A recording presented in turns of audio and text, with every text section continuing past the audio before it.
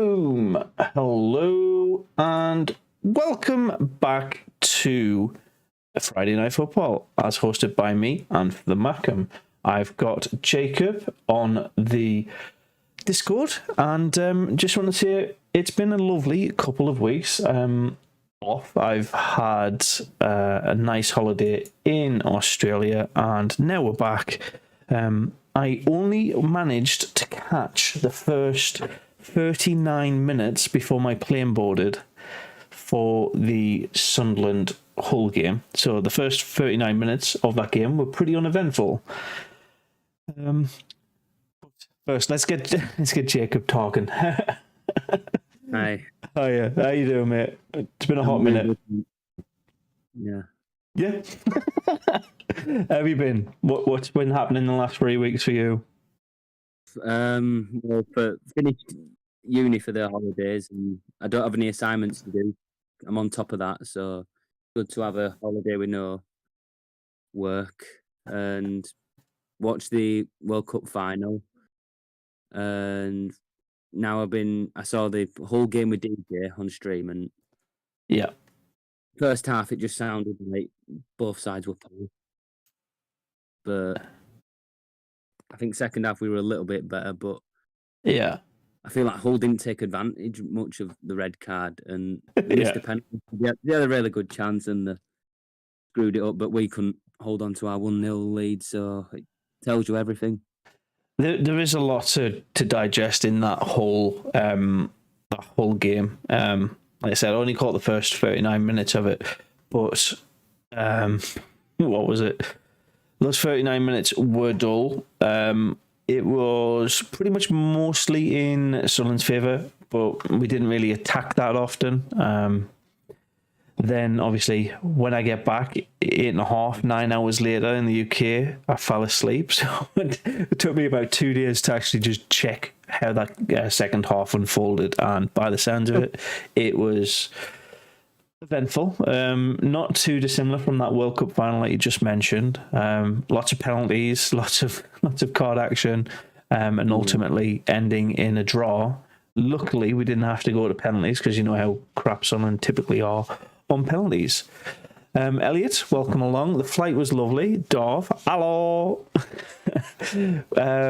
Would love to go, but spiders and long flights sound brutal. So honestly, I saw 2 spiders and they were on an island. Generally around the big cities and travelling in air-conditioned cars, they don't come around you that often. The things that you got to really look out for when you're in Australia are the snakes and actually, quite oddly, kangaroos. Kangaroos are the deer of Australia. They will just jump onto the road and stay there all the time. I've just said you did not just compare the World Cup final to a Sunderland match. I mean, the World Cup final wasn't as good as a Sunderland match. Not sure my bias there at all. Do you know what? The World Cup final, we'll talk about that first. Obviously, the 3 weeks that I was away, I think I caught the first 2 group games in the UK for England, and then everything was completely through time-wise. So I had to wake up at like 3 a.m., 6 a.m. to watch the England games. The group stages, Jacob, what do you reckon of our progression? Can't take the slander. Stick around, Dom. Stick around. What do you reckon? What do you reckon England's? So we'll talk about England's World Cup, and then we'll move on to France because they knocked us out, right? So England's World Cup. What do you think of the opening game against Wales? Was it Wales? No, our first game was Iran in the group. Oh yeah. That's 6-2. Yeah. Mental, right? They were dirty with Iran, but we did well in that game. And then US, we were dreadful against US. But US, they did have some good players, but we should be beating the USA. And then Wales, I think pretty much battered them, really. Mm-hmm. And then we went through, didn't we? We played. Who did we play after that? Senegal. Senegal were pretty decent at first, but then I think England started to catch up, and then we're good then. And then France, we were, to be fair, I think we were a better team. Mm-hmm. Personally, I don't think there was all you could do about the French goals, but Yeah. So the 6-1 win, or 6-2 win against Iran. Yeah, that was the false start that I think a lot of England fans were setting up. We were thinking, look at this, they're ranked in the top 20 of the world and we're absolutely demolishing them. Yes, it's Iran. It's a team that's not very used to big tournaments, but we were so comfortable in that game. My concern when I saw those 2 goals go in, it was that typical, oh shit, here we go again. The referee's not doing the right thing. The VAR should be helping us out. It was just that little Debbie Downer at the end of it, just putting a damper on all of the good work that we did to get 6 goals in one World Cup match. I think the only other team that did that in this tournament was Portugal.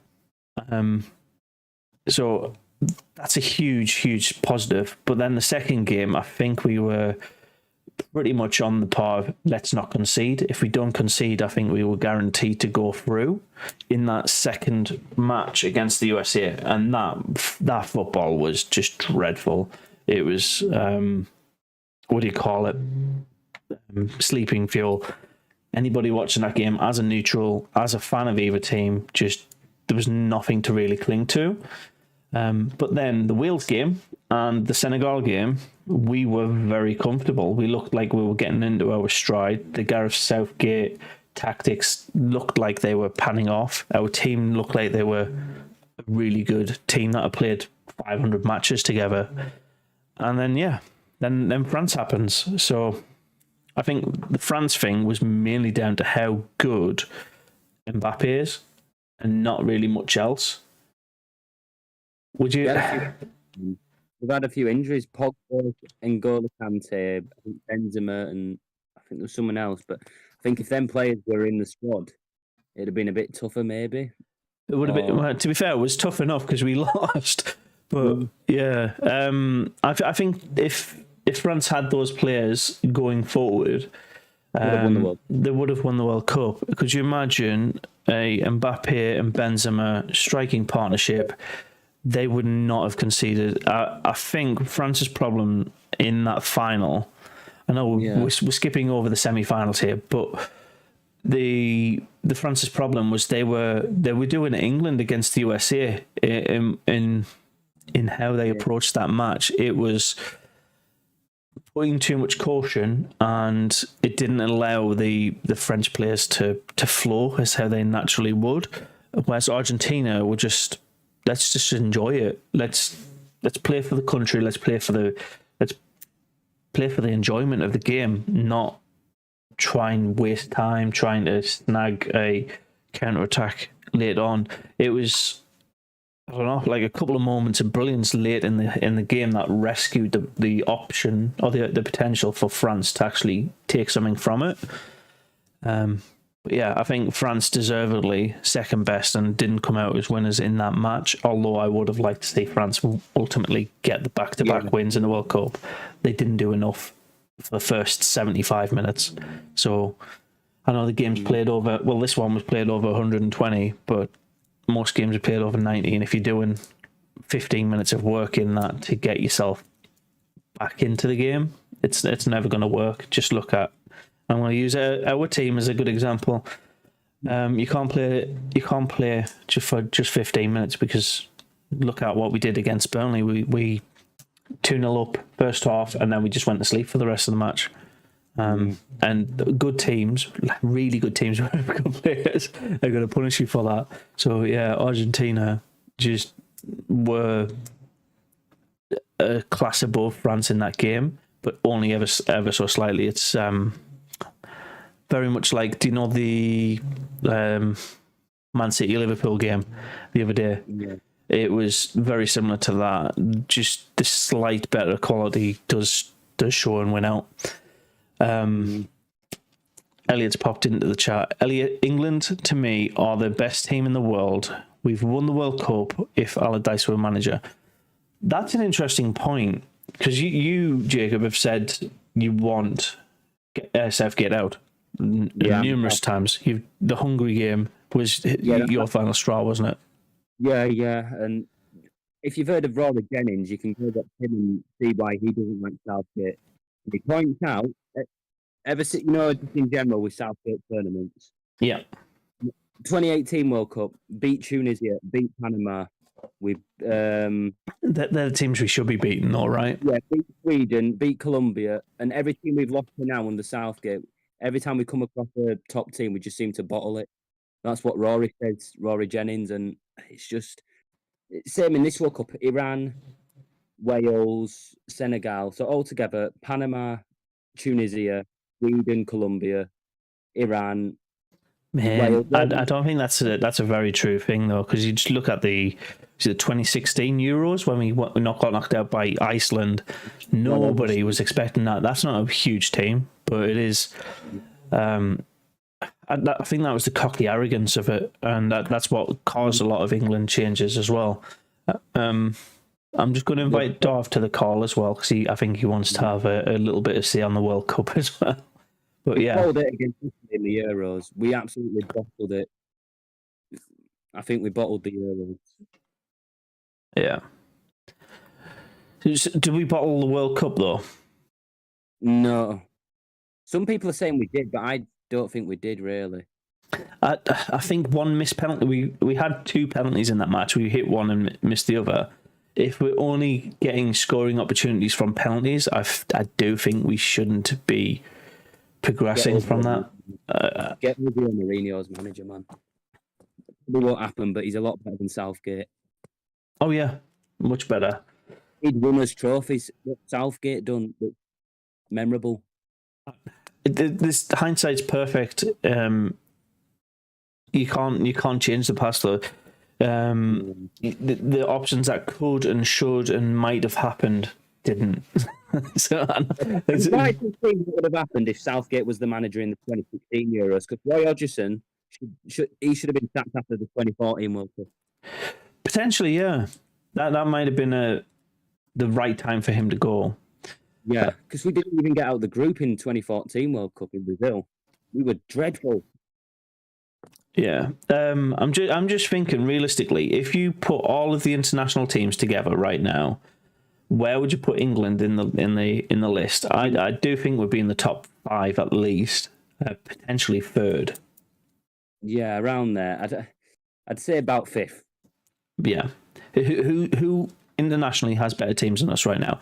Obviously France, obviously Argentina, but who else? Who else do you think we couldn't compete against? Well, the thing is, even though Belgium didn't go as far as us, I think they're a little bit better than we really, aren't they, Belgium? Belgium have got better individuals, but I don't think they're better as a team, and that is why I think Southgate is a good England manager. I think he's staying until the Euros, though, isn't he? I think that's what's come up recently. He's confirmed he's staying until the Euros, which I'm not sure. He's staying until the Euros is finished. He's not staying until the Euros. Yeah. Do you think we'll win that, or do you think we'll probably bottle it or get knocked out again? It depends on who we come up against. We'll definitely qualify, and I think we'll get through the group stages. But then, as soon as it gets to knockouts, it's which players are still fully fit. It's 2 years off. We could get some 19-year-old from, I don't know, Leicester or Nottingham Forest come through the ranks and absolutely dominate and be a shining beacon. You just got to look at the potential that I think has been squandered in Grealish and Foden. Those two players for England are quite anonymous. They're good. They're really good individuals, but in that squad, they're not allowed to shine. The people who are the biggest stars for England at the minute are obviously Harry Kane, Sterling, and and Pickford. Saka's not really. Not really. I think Saka will I think long term, Saka will have the exact same reputation as Jermaine Defoe with England. He will be really good in a couple of games. But if he wants to step up to the level of the Rooneys and the all-time greats, essentially, he needs to like define his style and get on with it as well. Jack Clark, Elliot's saying, will be that shining beacon for England going forward, and that's a really good show. You just got to give these players the game time, and then they've got to be fit. They can't get injured like a month or two before the tournament starts either, because how many England players were actually out of the tournament because of injuries? Like, was it 3 or 4 that weren't selected because of calf injuries, ankle twists and stuff like that? I don't know. It's weird. It's the nature of football. It's a physical game, and you could be the best player in the world, but if you get a cough, a cold, or a a boo-boo, you're out of it. So most of the teams we're beating in tournaments are teams that we should be beating. I haven't seen Southgate beat many top teams, apart from Germany in the Euros, but that Germany team was a Germany team that didn't qualify out of the groups, in knockout stages in 28 in the previous tournament. Well, I think Germany Germany are an aging team, right? They're not a very youthful squad, and the last 2 tournaments that they've been in, including they were okay in the Euros, but like the last 2 World Cups that they've been in, they've been pretty much nowhere to be found. They were knocked out. Were they knocked out in the group stages last tournament as well? 2018, yeah. 2018, yeah. So 2 tournaments on the bounce. One of the world's perceived best teams or potential best teams have been kicked out. They've got Germany has players like Gnabry. We used to have Muller and Hummel and stuff. You have really big, good players. If they're not playing as a team, they'll get found out. And I think that's one of the best things I think Southgate's done for England. I've said it already once earlier on in this stream. I think Southgate has that team building ethos built into him. And if you do have a big name, a big player, but he's a dick, he's not like, he's got the ego, he'll not play for us. And I think that's the benefit. That's why Harry Kane is there and Vardy's not anymore. Obviously, Vardy's a little bit on the older side, but that ego that came with Vardy wouldn't work in the Southgate team. Or didn't. It didn't work in the Southgate team. Correct me if I'm wrong there. I mean, one of my other problems with Southgate is that players rarely start. Rashford, really, and I think Foden, he's rarely started. Because they have their big egos. He kicks their ego back and says, if you think you're better or bigger than the badge, you're not playing. And he's proven that he wouldn't put them on there. Oh, Dovlaw, hello and welcome to the call. Sorry, my fucking dad called just as she added me. That's typical. So, Jacob's chipped in on England's World Cup. I've chipped in on England's World Cup. What do you think? We played all right. We played all right. We played all right. I wouldn't say it was anything to be like it's coming home, but didn't we score the most goals? Decent. The most goals for the team. Yeah. How's that only all right though? That's a scary thing. If your team's scoring the most, we're just playing boring English football. It's been the same shit for the last God knows how long. Well, where do you stand, Dav? Like, you Southgate in, Southgate out, or you're moderate, like in the middle? Where do you stand at the minute?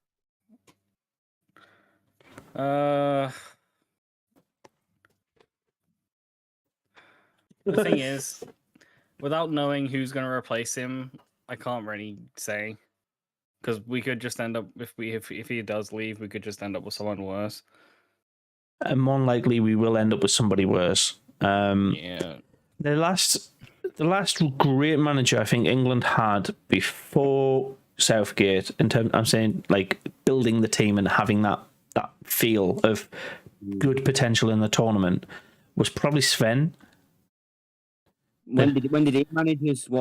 Sven Goran Eriksson? That was the Rooney, Gerrard, Lampard, Scholes era.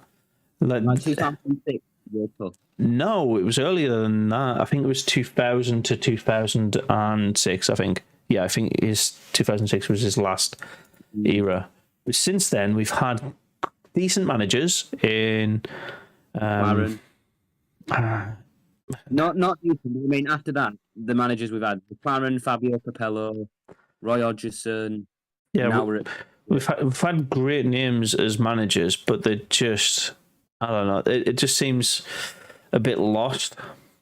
I still feel like other countries are probably laughing at England getting knocked out and not winning, and just seeing England fans heartbroken again. It's just same old. Do you know what? I don't think we've had an embarrassing tournament though.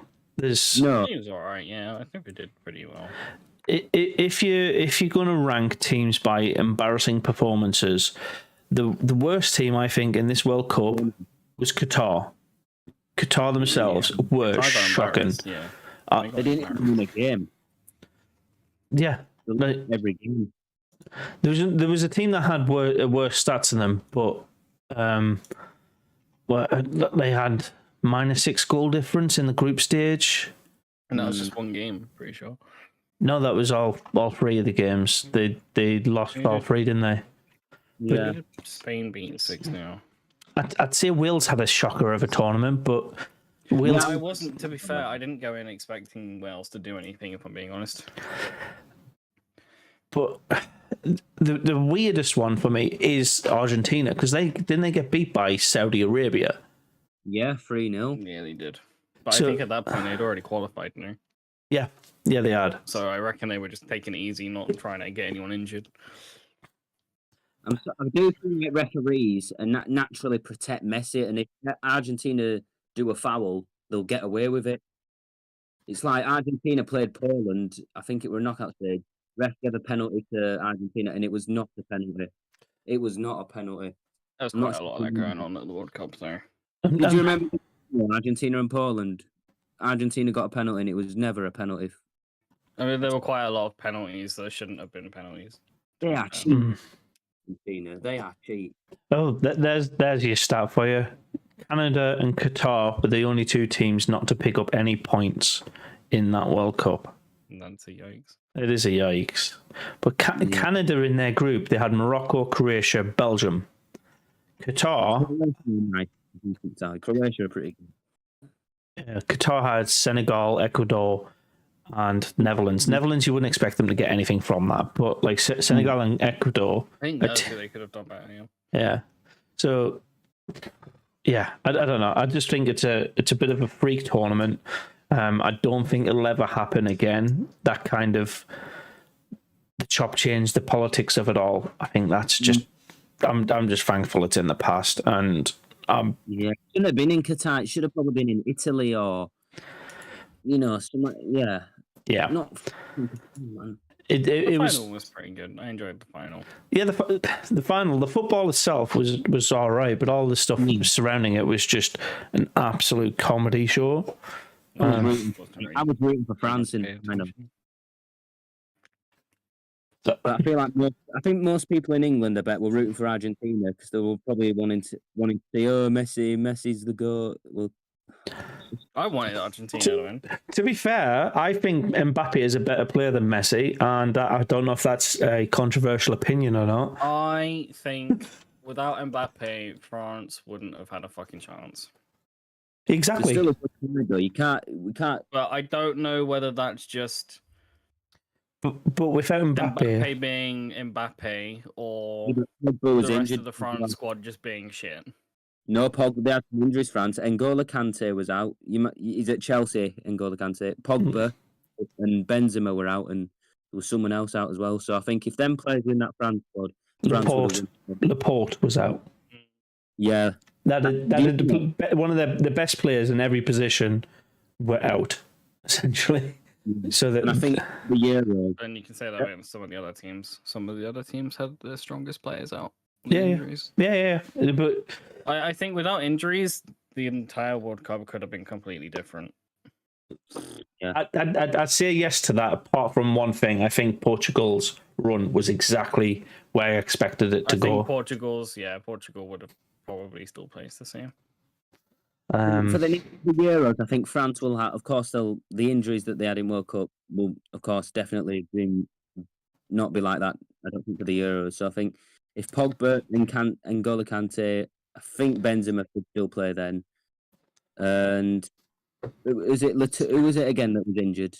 Because I know Benzema, Pogba, and Kante. Who else? Laporte. They're all in the Euros squad for France. France could win the Euros. I know there's going to be other teams as well, but I think France could have a really good chance. Do you know who surprised me recently? I know they only got the that's it only. They got further than most teams. Croatia at the minute. Yeah, They're such a freak team. They're so good, but I think it's a generation thing. I can't see them being like this in 4 or 5 years' time. It's like Croatia right now, like Spain in 2010. Spain are still decent though, aren't they? But Spain's got this problem up front. They've got one out and out striker, pretty much the last decade and a half, and then it was Diego Costa for a long time. Now it's Morata, and Morata's, if you put him against the likes of Messi, Ronaldo, the big names of the world, he doesn't stack up. I think Ronaldo had a shocker of a World Cup, I remember. Yeah, he did. There's a few top teams that are not as good as what they used to be. Germany, Italy. No, Italy's still great, mate. They've had a terrible time qualifying, but they're still a really good team. Do you think they'll qualify for the next World Cup, Italy, or do you think it's going to be another comedy show for Italy? They should. I don't see why they shouldn't. They've got. Has the group's been announced yet? Not for World Cup, but for Euros it has. We've got Spain in our group, North Macedonia. I think Ukraine are in it. But I know Spain are in our qualifying group. Here France, we go. Netherlands in theirs, so that'd be a good match. France versus the Netherlands, but I think France will be top of their qualifying group. Yeah, so Italy's in our group. Italy, England, Ukraine, North Macedonia, and Malta. Oh, I thought it was Spain. Sorry, Italy. Yeah. Um, We'll lose to Italy twice, knowing us, but I think we'll win the rest of the games. To be fair, if we say we're picking up 18 points from the other two teams, we should be qualifying. But this could be one of the few times we don't, because Italy are a big team. They do beat us quite a lot. I don't know. It's things could change. You could, like I said, international football. If the people are breaking through and they're putting them in these tournaments, I don't know. It's a weird balance, because it's not obviously club level football. It's not week in, week out. It's once every 3 or 4 months. So, do you think we'll ever actually see Germany, the old Germany, come back, the powerhouse Germany, or do you think Germany will be struggling quite a while? With the current generation of players, I think Germany will struggle. I think Germany's biggest problem is that their old squad is now facing 19-year-olds, and they can't keep on. Yeah, because it's the same with Belgium. The thing is, with the next Euros, though, Germany are guaranteed to be in it because they're hosting it. Yeah. I think France have had their downfall. France had their downfall in the 2010 World Cup. I don't think they were too great in 2014, but now look at France. Do you think they've got a bright future, though, France, their football team? Anybody saying no to that question is a little bit delusional. Exactly. France they've got, I would say, the potential Pele-esque of this generation coming through. And they do have a bright future, France, definitely. Mbappe alone could win them tournaments but you've got to look at Portugal and Ronaldo. He won them the Euros a couple of years back, didn't he? 2016. So you can only do that for so long. But France have produced players that are beasts. Yeah, that's a nice way of putting it. Mbappe, is it? It's N'Golo Kante, Pogba. The one thing I think France need to fix to get their football to win pretty much every tournament that they got going is having a more competitive league. Ligue 1 has been won by PSG pretty much for the last decade. There's been one breakup of the Ligue 1 winners in that period. If they get a more competitive top flight league, then I think you'll have better quality coming out of it. Whereas at the minute it's just basically PSG buying out the best players of the world and saying Marseille not too bad, but it's PSG that are mainly winning. That a little bit of not a shock, but a good fight for the league title about 3 seasons ago against not Marseille, Lyon. Lyon were close to winning it the other year, and that was it. Lyon are I feel like Toulouse are a decent side. They usually finish, just outside qualifying for like Europa and Champions League. They're usually around there, Toulouse FC, but. Yeah, they could win the next Euro, France. I'd like to see England and France in the final. That'd be, World Cup in general. I'd just like to see an international final between France and England in either the Euros or the next World Cup. I'm just trying to find the last time they didn't win it. France, I think it was. They won the 2018 World Cup and 98. I think 16-17, Nantes won. No, not Nantes. Monaco won the league. That was the last time they didn't win the league. Oh, PSG. Yeah. Oh, no, Lille. Lille won it 2020-21. I forgot about that. Anyways, right. Go on, finish off your point, Jacob, mate. But yeah, so France then they do have they're in. Where would you rank them? As in like who have like best chances to win the next Euros? Where would you put France? I put France number 1. And would you put England second, or do you think there's a few? I think England are 4th in my Euros calculator. Yeah. If it's current squads, then yeah. But it's not going to be current squads because it's 2 years down the line. Yeah, anything can change, can't it? Mm-hmm. So, but it's not that far away when you think about it. 18 months away. Who's coming up in the league? Obviously, Elliot brought up Jack Clark, but who's coming up for England in the league or internationally for that part? I'd like to say Anthony Patterson, but he won't be in the England squad for a while. Oh god, no! He's too young, and Pickford's got that for the next 6 years, I think. Yeah, we've already got some good players at the minute, like Grealish, Saka, Foden, Sterling. But up and coming, I don't really know at the minute, but I'm sure we do. We've got loads of potential talent coming through the under 18s. Level, it's just and do you, Southgate goes, would like Jose Mourinho, do you think he'd leave Roma to go to manage England? I don't think that's off the cards. I think that's a strange shout, but it's something he hasn't done, and I think he could try it. Darv, what do you reckon? Jose Mourinho at England, Darv. What would you say to that? Jose Mourinho.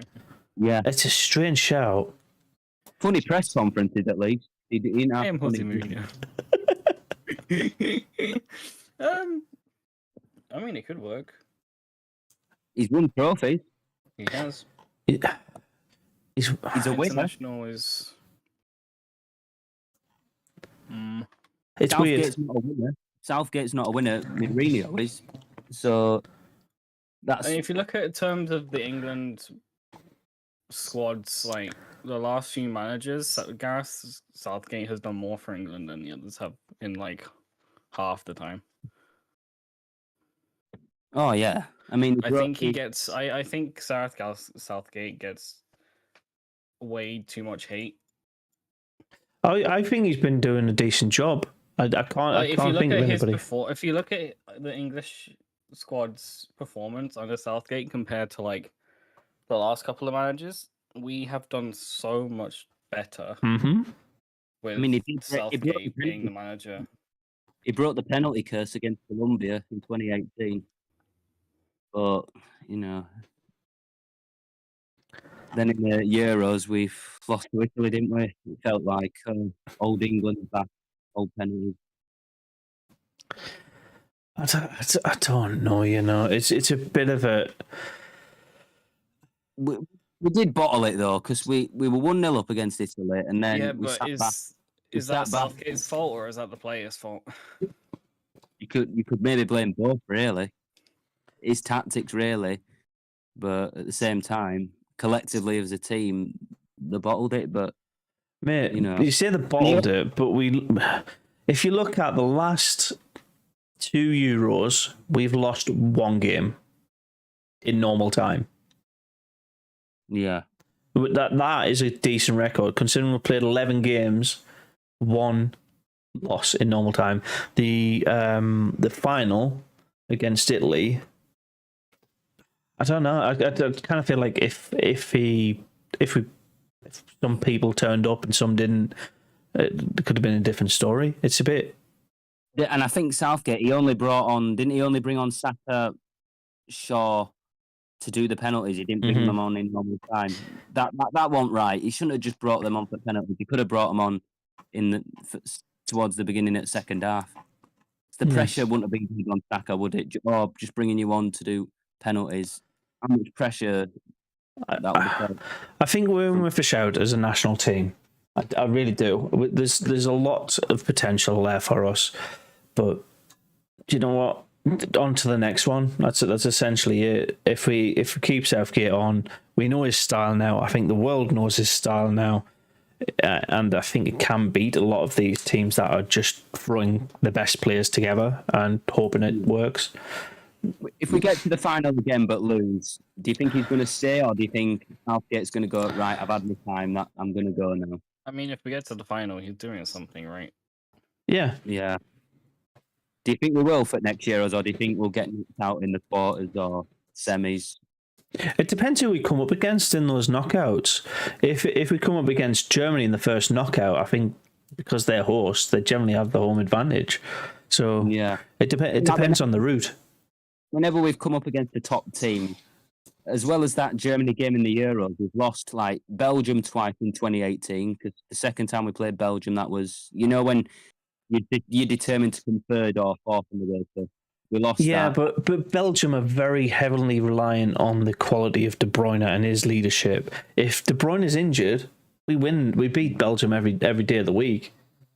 Yeah, I think we lost to Spain twice. I know the UEFA Nations isn't big, but still have a go at doing well in it. I think we lost to Spain twice in that. Lost to the Netherlands.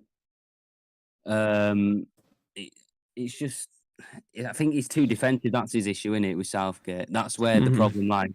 But he's a defender. He was a defender as a player. And I kind of like the philosophy. You can't lose if you don't concede. And if you've got a player or strikers like Sterling and Kane, they'll get you goals. So build up from the back. I really like that style. It works better than score more than the opposition, because that allows the opposition still to score. Yeah. Do you disagree with that? When did Southgate become our manager? 2017, I think. Yeah. He took over from the Sam Allardyce stuff, didn't he? Okay, so... Yeah, he looks like an owl, does Roy Hodgson. That's what a lot of people said. He looks like what? An owl. An owl. Yeah. Or more like Mrs. Fire, an old woman. He looks... 2016 was apparently when Southgate was appointed. Was he appointed before or after the Iceland bullshit? Not straight away. I don't know when he came in, but I don't think it was straight away. I think it was the Iceland game. I think he came in for that. No, it was after that tournament, wasn't it? So yeah. Sam Allardyce was appointed straight after the tournament, and then he was appointed after Allardyce was caught bribing. So I still find that funny. Yeah. Enough about England. Enough about the World Cup. Yeah, the Messi fans are going to be happy now. They can go for him. I mean, I'm happy for him. I think him as an individual, great. I do feel like Argentina wanted it more. I don't know. History is written in the books, right? The better player in that moment was obviously Messi. But do you know what? Yeah. France will have enough time to win the next World Cup and a few more down the line. Messi's not going to be. I can't see Messi being in the next World Cup. I think he's going to be. I'm pretty sure this was his last one, though. Isn't he? Yeah. Isn't he 38 in the next World Cup? When is the next World Cup? He's 35. His birthday's in. Yeah, he'd be 38, coming on 39 for the next World Cup. He's not going to be playing at the level he's at now in that World Cup. I think Argentina will win the next World Cup. I think they could, but I don't think they'll get as far as this year. Yeah. No worries. Yeah. I think that once his contract is up, he's going to retire. How do you think Argentina are going to be without Messi, though? Do you think they'll still be a good side? I think his leadership brought them up to the level that they needed to be. Now that some of them have got the World Cup medal, a lot of people are just banging on about how good Messi was in that tournament. But his current contract with PSG ends June 30th next year. I reckon he's going to retire. Yeah, you're forgetting that. What else has he got to win? Nothing. He's won everything now. He's won everything he's been in. He's literally won every trophy he can possibly get. Like, or he could go. His career is. He could go to the Premier League and try and win that. Yeah, he's not going to win the Premier League. Yeah, but he doesn't need to. I was just thinking though, Messi aside, this is the final tournament for players like Di Maria as well. Yeah. So I think Argentina could struggle without them once they've gone. France will replace them with. France will replace them. Mm-hmm. So France are a much younger team generally. I think the France squad is probably good for like 5-6 years. Well, how old's Pogba though? Is he not getting on a bit? Pogba's like 30, isn't he? Yeah. Pogba is 29. Yeah, I was 1 year out. Yeah. He's still got a lot left in him, hasn't he? He's got. Yeah. Same with N'Golo Kante. But Benzema, I feel like he's been at France for quite a while now. I think, isn't he getting on? Benzema is same age as Messi. Yeah. Because he played in like 2010, actually. What I meant, I'm just looking through these Argentina players and. Well, what about how many Argentina players play in Argentina of that national squad? How old's Martinez? He's 30. Okay, so he's probably good for a while. One player in that Argentina squad plays for an Argentinian like team, River Plate, and that's Franco Armani, goalkeeper. He actually goes to River. Did you? Like, imagine if Messi goes to play in Argentina. Could you see that happening? He's already won the Argentina League, hasn't he? I think he has. Early career, no, because I think he didn't go to Barcelona as a kid. Yeah, that's Spain, isn't it? So, you never know. In January, he could go to River Plate and, play in Argentina. I think he could just retire now, to be honest. I don't think Argentina people really care if he wins an Argentinian he's top division. I think that's all he had to do. Yeah. Like, Messi his career is done. He's completed football.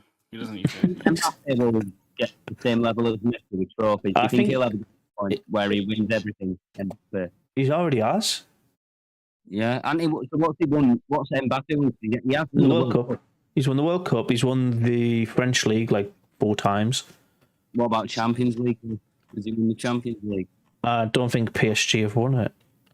No, they could do though in the future. But he's already on record to beat everybody's highest scoring tournaments. He's on like 10 World Cup goals already. Got the Golden Boot, I think, in the World Cup. Yeah. Hi DJ, by the way, welcome. How you doing, Len? Not too bad, mate. How was work? Absolutely mental. The busiest time of year with the taxi drivers just head completely battered. Not too bad. How's yourself?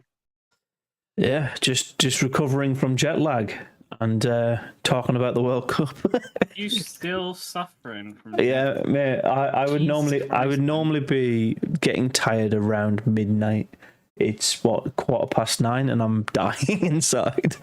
Fucking hell, bro. But yeah, that aside, you need to go. Anybody who wants or has the desire to visit Australia, do it. It's amazing.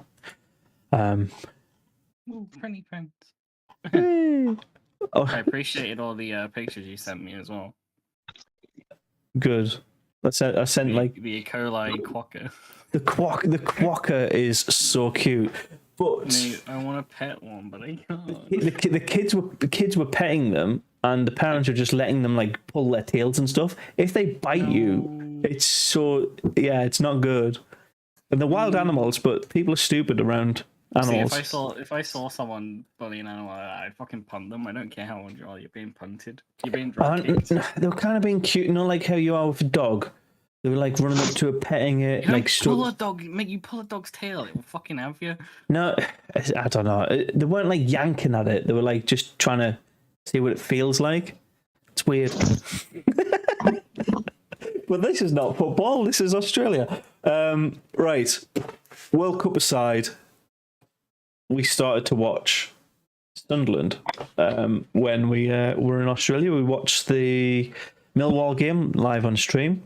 And then the next 2 games were a bit of a struggle for me to catch. I could watch the first 20 minutes or so it was 39 minutes of the whole game and the entirety of the Millwall game. So, not Millwall, West Brom. I'm all over the place. Like I said, I'm tired. The West Brom game. What are your thoughts on that West Brom 2-1 defeat? I mean, I feel like we just bad, didn't we? And I feel like that's what caused us to lose. And subs weren't great as well. I think Tony Mowbray left it too late, to be honest. That was my ultimate feeling as well. Substitutes were 20 minutes too late. I think we should have been starting making the subs at about the 55th, 60th minute mark and just weren't done. I'm guessing Darth doesn't really know because he wasn't watching that match. Welcome along, Robin. I've been in bed by 8:30, 9ish most days. I've been knackered. You haven't even got jet lag. Kicking my ass, dude. Good. It's good to be busy. It is, but it also means I don't get anything done. Like watch your friend's team. Watch my friend's football team and support them. Yeah. DJ, what did you think of the West Brom game? I thought it was a carbon copy of the Burnley match, which they didn't score as many goals as us. I thought it was a good first half from the lads. Are you talking on your phone, DJ? I am. I've come into the sitting room. The boys in the sitting room and they're making a bit of noise to watch the program. It's just your mic cuts out a little bit when you're speaking. I don't know if you're too close or too far away from the microphone. Just. Can you hear me now, Mark? We can hear you, but you cut in and out. That's all. Yeah, whatever you're doing now, that's much better. All right. No, I was saying it's just a carbon copy of the Burnley match, to be honest with you. Apart from West Brom didn't score as many goals. Played well first half. It was like we underestimated them. Second half, and they just sort of mile drive us the second half, and we didn't contain them. Yeah. They had far too much room on the wings. There was nobody closing them down. I mean, the amount of crosses they were getting in. And they're a big team. Yeah. I mean, it's like, we're just, I don't know. We're too plucky thinking we've got the game won or whatever, but Yeah. sort of less than second half, but definitely agree with you, like the subs were way too late. I mean, West Brom, we could see West Brom was starting to come back into the game way before the substitutes were made, and we could see what was happening. It's like, look, and they could tell in the atmosphere of the stadium, like, but really quiet. They knew. But the fact, like West Brom turning this game on its head, Yeah. I think we showed them way too much respect as well. We've done that so many times where we did it a lot last season as well, where we were generally quite soft. Once we take the lead, we'd try and settle it down and slow it down and contain what we've got. But it doesn't work with Sunderland. We've got to get seconds, we've got to get thirds, because when we start to withdraw, it kills the momentum and it invites them on, and we get bullied off the ball. I do think both of the West Brom goals were, if we had VAR, would have been ruled out. The first one, obviously, that fell, and the second one I thought was slightly offside. But they were both given, and we were generally at fault for allowing those opportunities in the first place. Jacob, we should have shown the same aggression in the first and then we should have in the first half instead, as you say, giving them respect. Just piggy piss through as well. Yeah. Jacob, what do you reckon, mate? What's your input?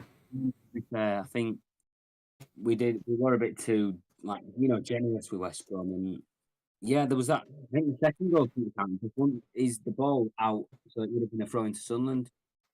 So yeah, that definitely. I don't think I saw the first goal, but I did see the second one. I remember you showing like a replay. The ball went out side of pitch. That was it. It went offside. Yeah, that was it. It went over for a throw-in. That was it. It's just that referee was he? Oh,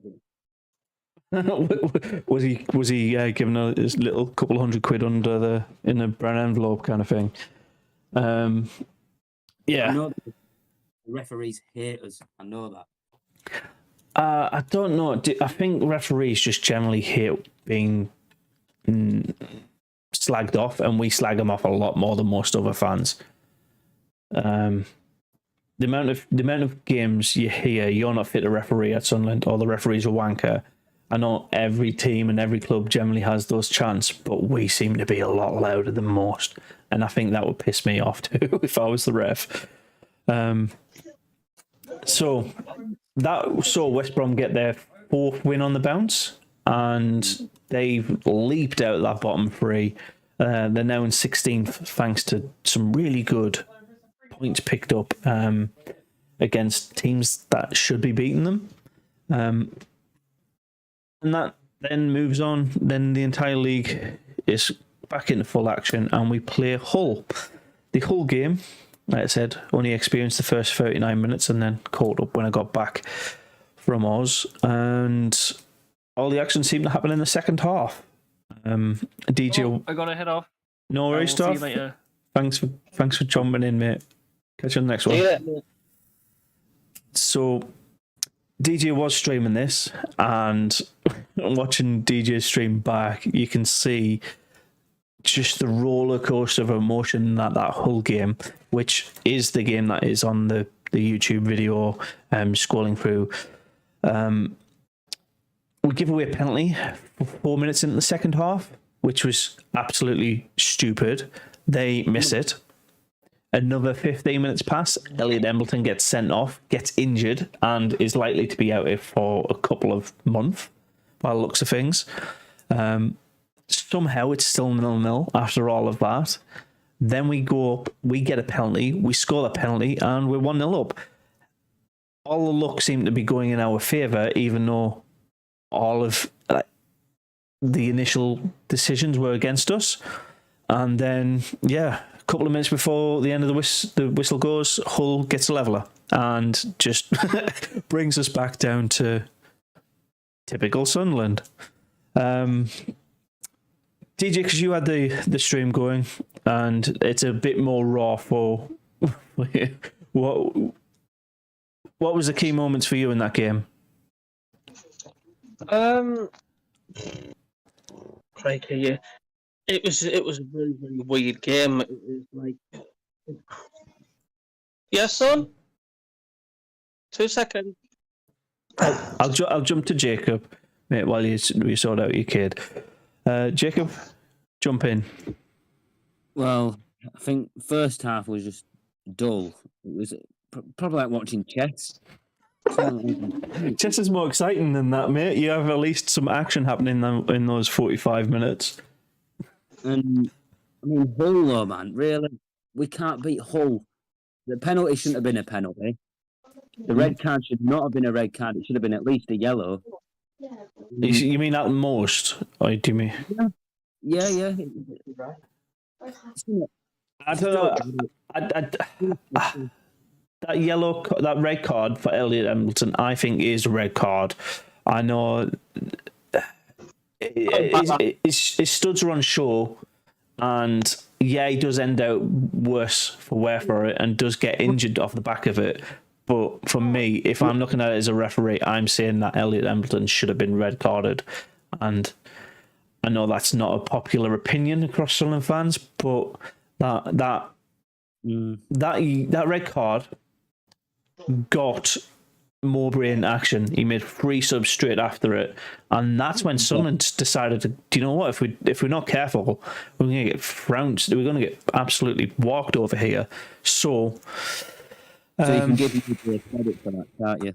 Yeah, you can give the Stewart return, you can give the Stewart goal, you can give just the revamp of Sunderland to that Elliot Embleton incident. Yeah. So, the red card I think is overzealous. Sorry, mate. Yeah, go for it. All right. I think now that we got Stewart, I think we're going to be more confident going into games. Do you know what I mean? Mm-hmm. Oh yeah. And I just think we might be getting better results now with Stewart in. I'm not just saying Stewart because we've got other players as well, Sims as well. Mm-hmm. So Stewart and Bennett, Yeah. I think it's going to be a good second half of the season. I think. I think we've got 2 fixtures coming up in the next week. You've obviously got the Boxing Day match, and then you've got is it the Thursday the 29th? Our Wigan game. That's the Wigan. Yeah, I think that's the Wigan game's the last one of the year. Yeah. I think in those 2 games I'm taking Blackburn. I'm a little bit reserved around. I think Blackburn are a quality team. Yeah, they lost against Nottingham Forest 4-1, but Nottingham Forest are a Premier League team with the infrastructure now behind them. So I don't know. I don't think Blackburn are a team that sit on losses and dwell on them. We though, Sunderland, I think do a little bit more than most teams, because if Blackburn dwelled on their defeats, right? They wouldn't. The start of the season, they won one, lost one. They generally just take each game as it comes. I think they can brush off a loss quicker than we can brush off dropping 2 points. It So could easily be on Boxing Day. Boxing Day could easily be. It could easily be a draw. Yeah, I could see we could be beaten as well. But luckily, with the early kickoff, our match and the Watford match sets the momentum for the rest of the league. Yeah. I don't know. I just think we need to be a little bit cautious around it. But also, we're at home against Blackburn.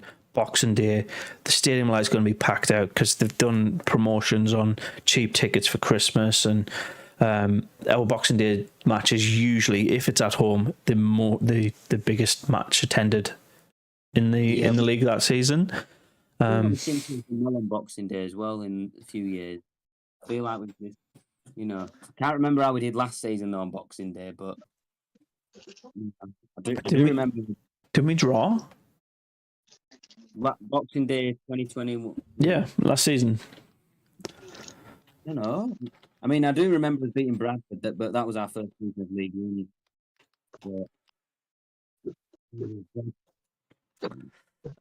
December 27th last year, we beat Doncaster 3-0. We didn't play Boxing Day. No. And that was at Doncaster. Yeah, I remember that game. We well that day. So, yeah, the last time Sunderland, let's see, the year before that, 2020, we didn't play from the 15th to the 2nd. The 15th of December to the 2nd of Jan, we didn't play. 2019 would have been, I think, the last time we played on Boxing Day. 2019 would have been cancelled because of COVID, right? No? Or was that... Oh, the 2019 was Bolton 0-0. Yeah, I remember that. I think we had a goal disallowed or something like that. So yeah, after Christmas, I don't know how professional our players are. I think some of them will be obviously celebrating Christmas with their family, and that might impact it. But we generally do okay. I don't think the goal fests generally on Boxing Day. So I'm just saying, as Sunderland fans, be cautious, be optimistic, but be realistic as well. We're not going to be walking away with a 7-0 win or anything like that. Don't get me wrong, it'd be fucking hilarious if we do win 7-0. But I doubt it. But it would be a tight game, like a close 2-1 game. I think we could maybe get a late winner, something like that. Definitely tight. Yeah. That's what she said.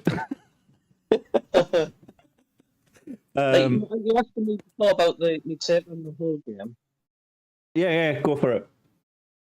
Yeah, it was a strange game. I mean, and Jacob had joined us and stuff, and it was. I don't know how to describe it. It was just like the World Cup. The players had a World Cup hangover or something. That was like it was just mismatch, no rhythm in the player as well. Maybe they could have brought Stewart on a bit more time. But yeah. I think a draw was a sort of fair result. It was like, that they turned up something, but the Mines hadn't. I don't think we turned up all that much though, mate. To be honest, if the first half's anything to go by, I don't think either team cared. Look at that first half. Embleton it was definitely standing up like that, but that was just a stupid, ridiculous challenge, and the fans were slating them up for the whole game. Like, we just feel like he'll not be missed and stuff. So you're in agreement with me? It was a definite red. It was a reckless. When you first look at it, you think, what the hell's going on? But his legs are all over the place. He came in high flying and stuff, and. No, it was a stupid reckless challenge, and he didn't even make it. To be honest with you, a challenge like that, where the pitch, whereabouts of the pitch was. Yeah. Stupid. Yeah, I'm 100% on board with that. I don't think all of our fans are though. Some see it as quite soft because obviously he's the person that ended up injured. But as you said there, mate, reckless. He was not in control of that situation, and. It kind of reminds me, when a kid jumps off a garage roof, and they cry because they've twisted their ankle or something. That's what it gave me. That vibes off. Your stupidity caused your injury there. At least he was trying. That's the one thing I think we were lacking in that game. He was trying to amp us up, and he did. After that moment, like there was 3 subs, everybody's like, right, we need to dig down and do something here. Stewart comes on, the rest of the 2 other subs come on, and they just work. We get the goal. I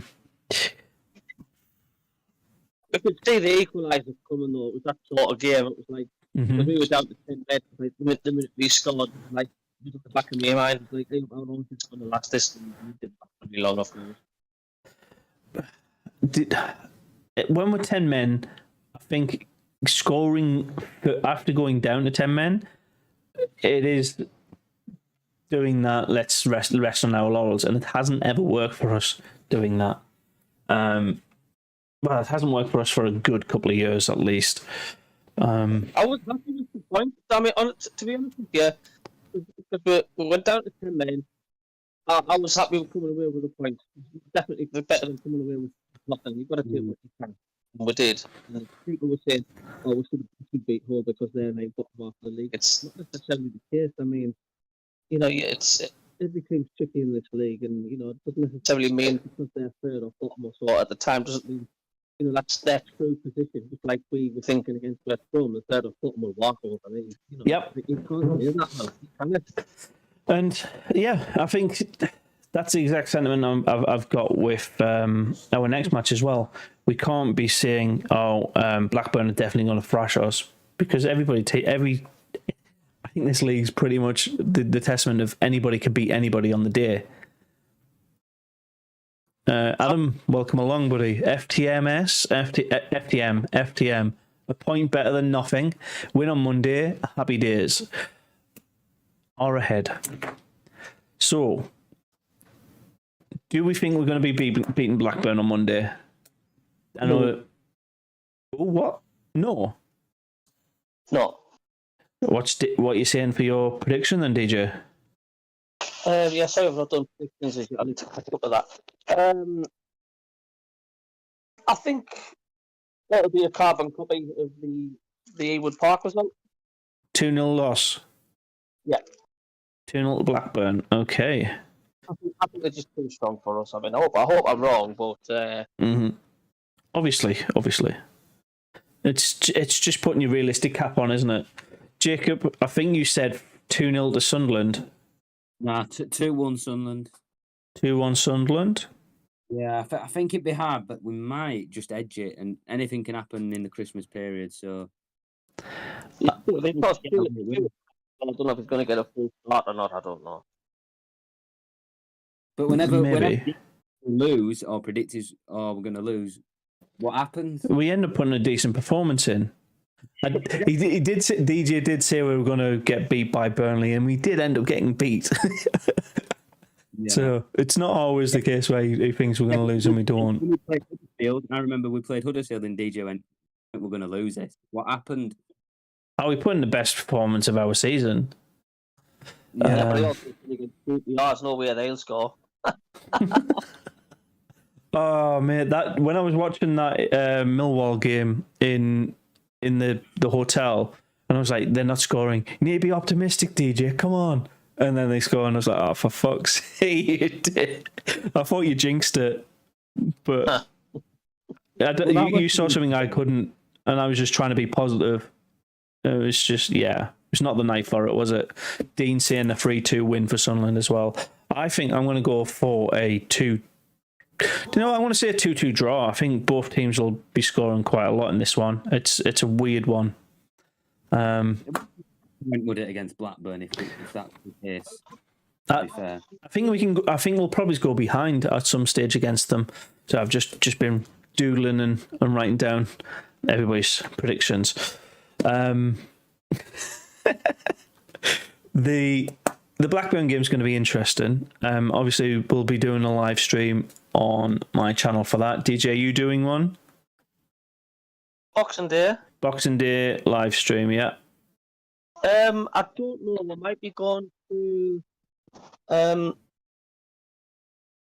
family member's Boxing Day do where Yeah. the buffet on. Yeah, no worries, mate. If you've got family stuff, do family stuff. It is the holiday season.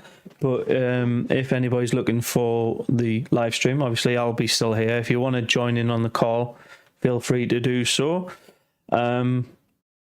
Have you spoke about the situation with Ross Stewart? I've missed most of the show because we still haven't signed a new contract. Mm-hmm. Do you think he's going to go? That's a good point, and no, we haven't, not yet. So the Ross Stewart situation with the transfer, I think if he does go at the market value we've listed at, fine. We've survived what, 9-10 games? No. It was 12 games, I think, without him, and we pretty much did all right. We didn't do as good as we wanted to, but 3 million Who in that league? Who in our league could we buy for 3 million? That is fit, match ready, on fire. We could buy players from Scott Hogan, as an example. We could buy Will Keane from Wigan. If Esperton as well, he did all right. Obviously missing that penalty against us on weekend, but he's getting lost in that whole team. There's loads of options in the league that are cheaper than Ross, and we could use his money well. Ross Stewart, though.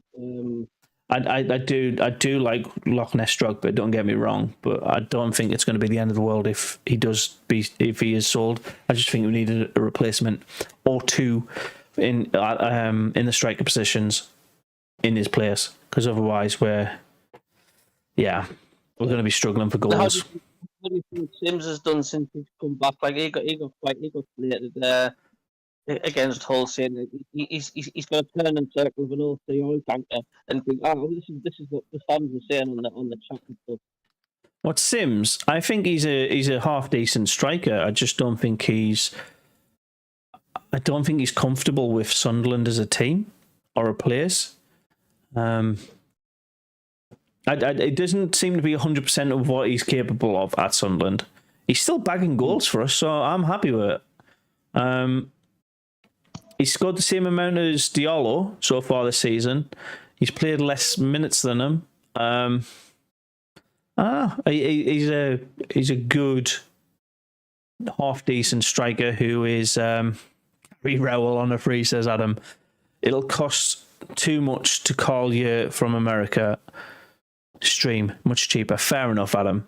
Thank you. Patterson flapping a little bit in his box, like he was a bit indecisive on a few crosses. He was like coming out, and then he was like, "Oh, wait a minute, what are we doing?" He was hesitant on quite a few times. Well, against the whole match, a few crosses coming in. Yeah, but mate, with Patterson, he's a young player, isn't he? He's gonna learn more. What's right, what's wrong. He's going to be more situationally aware the more he plays. He's what, 22? Oh yeah, I'm not. He's not a kid anymore, but he's still in the. I'm just looking here. He's played a grand total of 52 professional games. That's it. He's not going to be like the likes of Pickford or I don't know. Pickford took a long time to get as good as he was.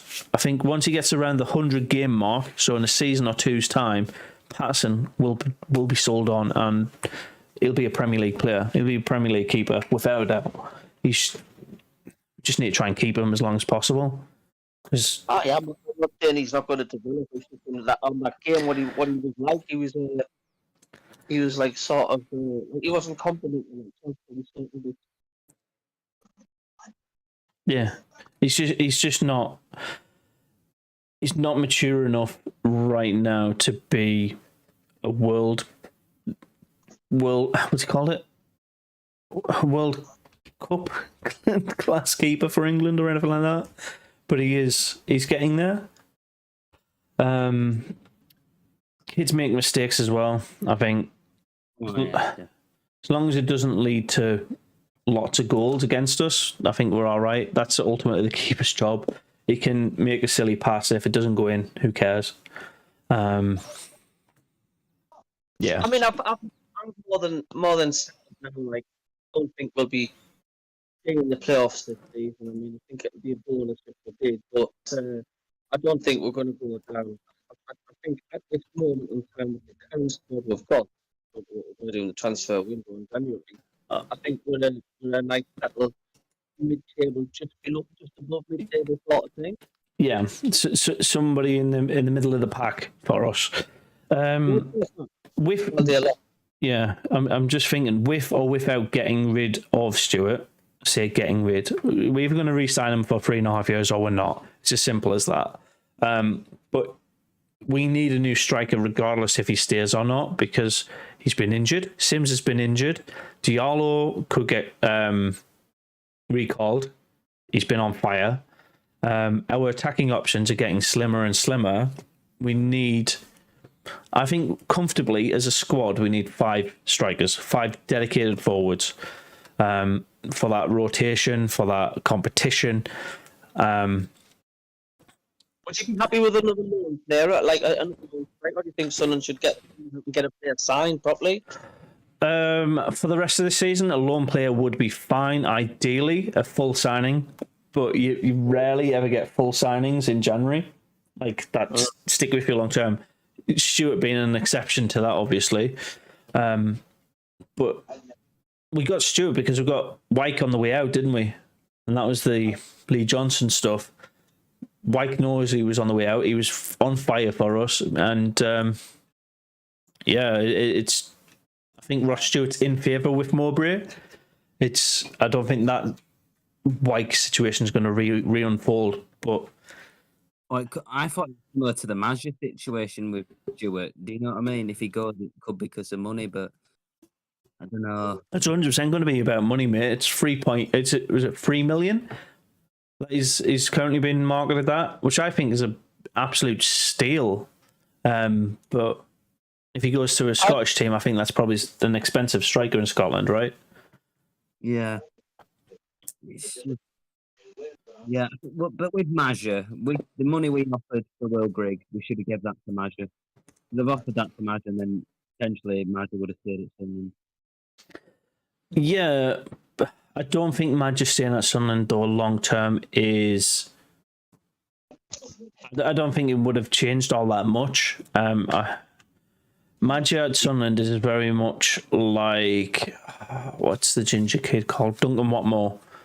Madge and Duncan Watmore, pretty much the same career at Sunderland.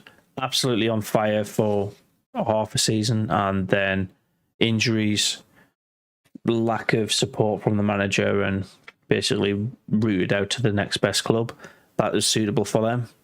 Madge went to Fulham, right? And what more to? Then I think he went on to Fulham, then back to Bordeaux. Then I think COVID season Bordeaux again, but then last season he was on loan at Stoke, and then he's gone back to Bordeaux. Now he's back at Bordeaux. So He likes the French leagues then. yeah, and Bordeaux, don't get me wrong, it's a nice place, but Yeah, it is what it is. Probably better weather than Sunderland. Not by much. Bordeaux's probably one of the rainiest places in France, but yeah. So is Bordeaux. How do you think the manager Tony Mowbray is settling? Do you think he's into the second half of the season? Do you think he's doing all right? At the minute, I'm not impressed. I was much more impressed with Lee Johnson than I am with Mowbray. When would you say that? Results matter. I know it's in a different league, but results matter. Obviously Alex Neil's a freak to the stats for Sunderland. That 18-game streak, I think, will be rarely replicated, and when it does, we'll absolutely have to have a world-class manager in place. Not this caretaker head coach situation. So I'm not impressed. I'm putting him on par with Dick Grayson at the minute. There's a lot of work to be done. I think he's got the backing of the players. I think most managers have. I think they see him as more like a granddad figure than a manager or a leader, if that makes sense. I think they just see him as he's been there, done that, and he's got an older philosophy that people are playing to. I don't know. Get us like 5 wins on the bounce, back-to-back wins, maybe 3 wins on the row, 3 wins in a row. Then I'll think he knows what he's doing. But we've struggled to string results together, and that for me is a sign of a mid manager. It wouldn't be if you went, put it this way. I wasn't overjoyed when we got him. And I won't miss him if he went. That's the way I feel. I think he's doing an okay job, and that's all I can really say about it. It's nothing to be writ home about. We're in the mid-table for a reason, right? Yeah. What do you reckon of Mowbray then, Jacob? Yeah, I'd say okay. I mean, there are things to maybe criticise him for in some games, but I think he's not shit like Phil Parkinson or David Moyes. But I mean, he wasn't my first choice when we got him, but after doing more research on him, I thought he's not too bad because he did stabilise Blackburn in the Championship. But Mate, he can do a really good job given the right backing. I just don't know if Sunderland are backing him, and with his choices, I think he's doing the best of what's available. But I think the sign of a great manager is doing great jobs with what you've got and then exceeding it. Like, I know the name Sean Dyche was whacked around a lot, but the results that Dyche pulled out of what the players he had at Burnley for that decade in the Premier League, there's nothing short of just phenomenal. And I don't think Mowbray is there. Yeah. I think he could be there with the right players. I just don't know if we've got. Yeah. I don't think we've got the money. So if we went back to manager and Doofus took full control as owner, and if say like, right, we finished mid-table and Mowbray somehow decided to leave. Yeah. And you speaking of Sean Dyche, and we went back to manager. If Sean Dyche came to Sunderland, do you think he could do a job at Sunderland, Sean Dyche? Yeah, I think Sean Dyche could do a job at anywhere. Yeah. I don't know why, but that statement there just reminded me of when was it Gary or Phil went to Valencia and proper fucked it up. It was a Phil. It was Phil Neville that went to Valencia and he was there for like 2.5 months, and their team just went from mid to absolutely in the toilet. I don't remember. I think it was Phil Neville, but that scenario that you're describing there is just brings back. No, it wasn't Phil. Was it Gary? Must have been Gary. I know David Moyes went to a Spanish. I think it might have been Real Sociedad, and he didn't do great. Yeah, it was Gary Neville in Valencia in 2015-16. Yeah. Yeah. Some people are really good at football, know how they're talking, but probably really enjoyed the weather though. Oh yeah, absolutely. Yeah, he was there from December to March 2015-16. He played Spain, Valencia, or is it Italy? Spain. Yeah, I don't know. I think the manager situation needs to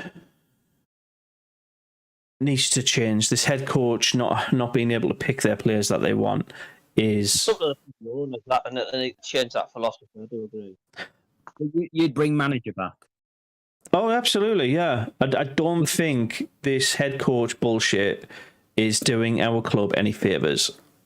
Sorry if that offends any people or whatever, but the lack of backing for the person who's in charge of the people who plays the games and gets us points it's a bit weird. This is it Speakman that's the director of football. Yeah. Would you get rid of him? Yeah. Why is he picking the players but then doesn't pick the players for the match days? It's because he's not qualified in coaching. He's not certified by the FA to be a manager. The people who have been certified as people managers, as coaches, as knowing the game inside and out, all of the rules. That's why we have Mowbray there. But if Mowbray was the director of football and head coach, that's just a manager, right? It's giving two people one job. So you prefer that?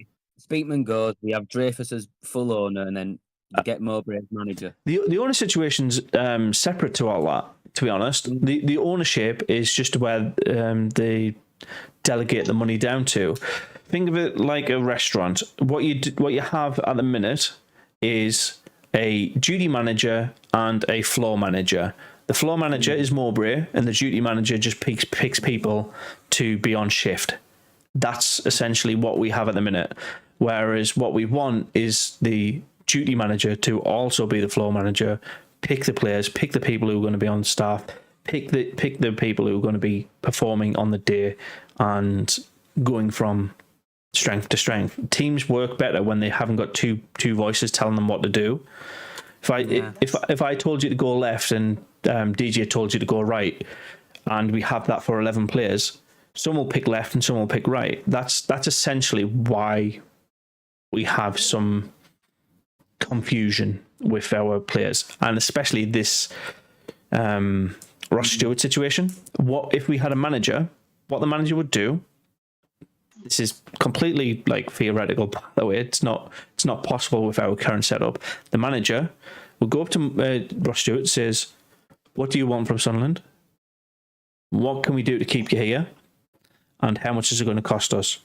Those are the three questions that will be asked, and then they'll be told. At the moment, he's got to do that. What do you want to do to be in the squad? What do you want to do to keep match fit?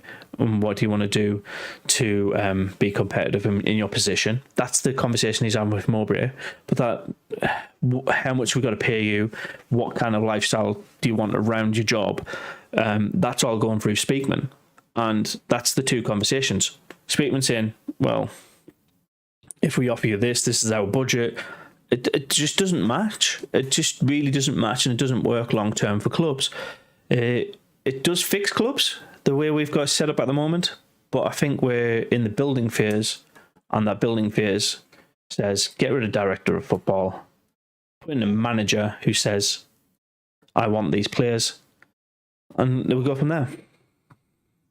I think if we had Dreyfus as full owner, would you be happy with that? If he's like, I'd be happy with that. I'm at the point where, because he's the majority owner at the moment, I'm content. I don't mind it.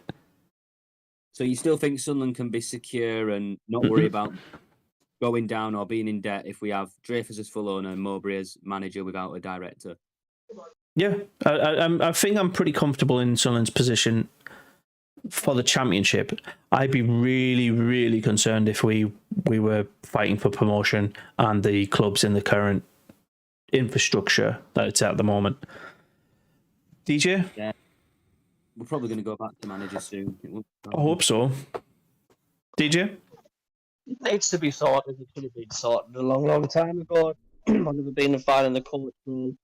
It just needs to get back to where the manager has control of the signing and stuff. And I just don't know what the philosophy is behind it. It's why they're doing it at the cutting corners, cheaper. I just don't know. I mean, it just doesn't work. It doesn't suit Sunderland Football Club. Get a manager in that's got more control, and we can get a bit of stability back into the team.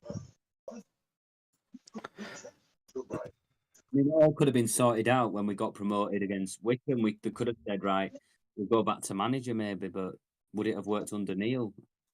Neil as a manager. That's the thing.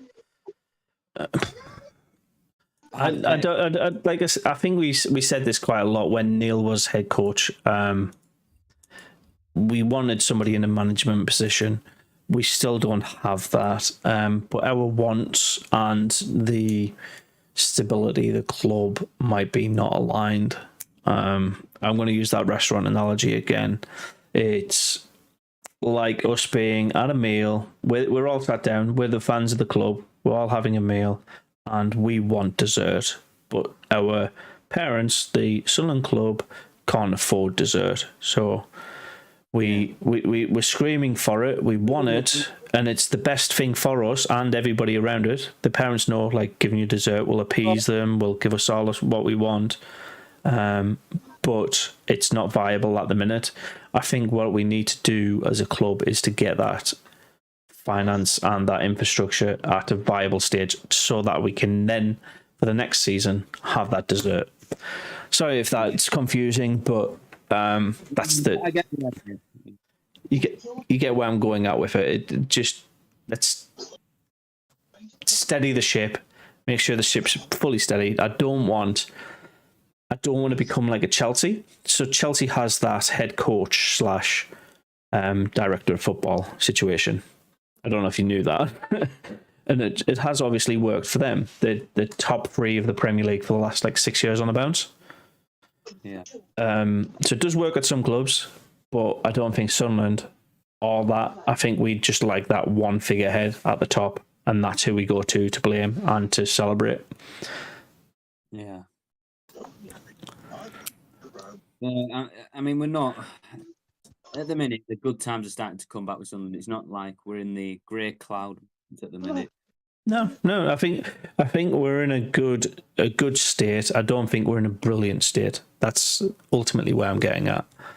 Yeah, I wouldn't have anything to worry about, like going back down or going into debt or shit like that. But Yeah. So The way seasons are going and how quick years fly around as we always know. It's like, what do you think our goal is for next season if we stay in this league? Would you be happy if just consolidating the Championship for another season? When do you put that push for maybe the So what I'd expect from Sunderland, and this is, I don't think that weird. I would expect Sunderland to staple where we're at in this league. So wherever we finish in this season, that's where I think our minimum standard is going forward.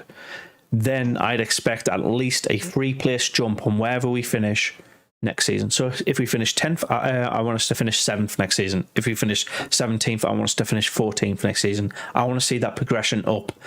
And that progression up will be the youth starting to come through, the player quality starting to shine, our business prowess starting to making the club in a more financially stable position. We make signings that are not just throwing money at people, it's the best players for the best positions. That's where I want us to be at. So if we do finish, I don't know, if we finish 7th, I want us to finish 4th in the playoffs next season, because we've proven in a struggling, cementing season of what is possible for Sunderland.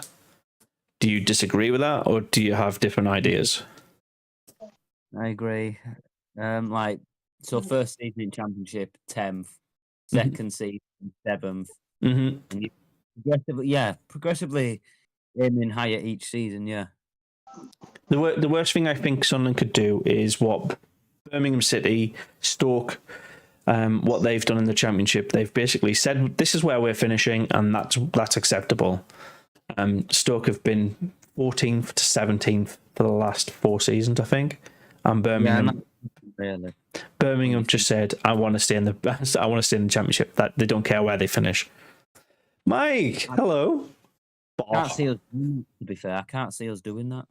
I do think we're mid-table where 10th this season, and then just outside the first next season, and then even the next season. So yeah. So you asked the question, DJ. What's your answer to that? next season?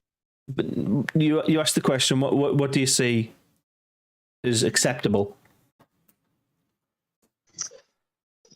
Yeah, absolutely. I mean, the size of the club. I mean, there's no excuse really for us to slowly get better and better and progress. Of course, it all depends on what the owners are wanting. Mm-hmm. Louis Dreyfus is still very quiet. A lot of fans still don't know much about him or what his drive, what his goal is, or what his ambition is. But there's no the size of this club. There's no reason why we should be looking down on the league at some point, rather than us keep looking up, saying like, "Oh my God, Norwich look good, West Brom look good, Blackburn look good. We're only going to walk this league." It could eventually get to the stage where the teams will be saying, "Freaking out, who's going to pick this league." I think that's what we need to aim for. Mm-hmm. I agree, mate. There's no reason why we're not a Millwall, or we're not like an average Blackpool, or we are potentially a big club, and there's no reason why we can't. Yeah, 100%. I agree. We should be fighting to be up and around in the Prem. We've got the fan base for it. I don't know how. Sorry for coming in late. What's the news on Ross Stewart? Are they selling him in the January transfer window? So we discussed it kinda, Mike. It kind of wraps in with this: what's acceptable for the club and our future. We want, if we do sell him, we want. Well, obviously, we want top dollar for him, but I think we expect to at least get 1 or 2 direct replacements for him in his position, because if he we survived 8. No, I said it earlier on. I've got the number. We survived 12 games without him, and we did okay. We were mid-table, up and down, probably anywhere between, was it 5th to 16th. So we've been in that middle block of the table the entire time he was injured. Now he's back. I think we can fly up the table, but if we do sell him, we'll still be in that mid block. So I'm not overly concerned for this season. I don't expect us to be. It will cost 15 to 20 million to replace him. Really? Isn't he only worth like 3?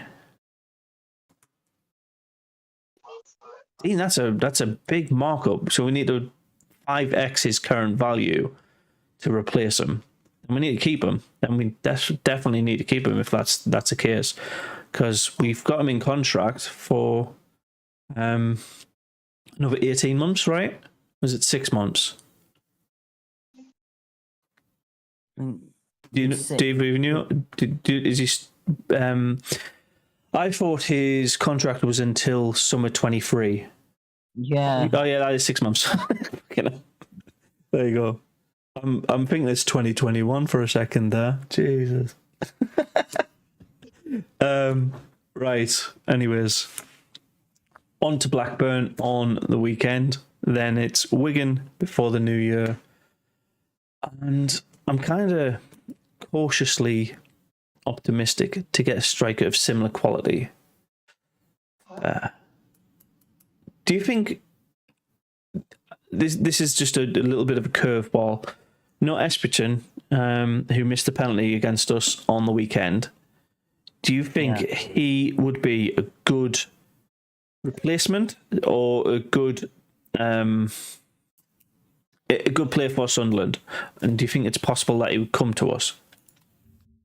I don't know much about him actually, but he's one of the few players this season who's actually scored a hat-trick. yeah, give him a go. But I know there's another player I want who probably won't come to Sunderland, and he's been at us before, and that's Semenyo. He's a player who I would like to get. But Semenyo, I think he's Premier League, mate. I think he's out of our price range. Yeah.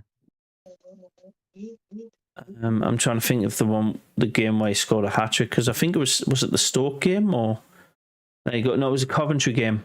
He scored a brace against West Brom, and then he scored a hat-trick the game after. 2 games before that, he scored 2 against Hull. So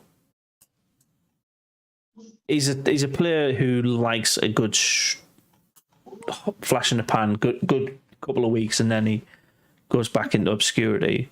But I think he's definitely a player that we could use. I heard 10 million for the sale bin. Don't know if that's true. Middlesbrough were the ones looking at it. Are you talking about? Do you think? I thought Ross Stewart was only going for 3 million. Could be 3 million, yeah. Ross Stewart, 3.5 million. That's all he's estimated at. Yeah, I just don't want to let him go. I wouldn't let him go at that value. If it's going to cost 15 to 20 million to get somebody of his same caliber, which also tells me that estimated value is way off. Yeah. Yeah. Right, I'm going to wrap up the stream because we're well over, we're into the 100th minute. So thank you for tuning in. This is also going to be an audio podcast on Spotify, all good major streaming things. You just need to search for the Mackem Football Show, and you can listen to this back at your leisure. So feel free to do that. I want to say goodbye and catch you on Boxing Day for the what's the team Blackburn game. So see you in a bit. See you guys. Have a good Christmas. Have a good Christmas. Merry Christmas.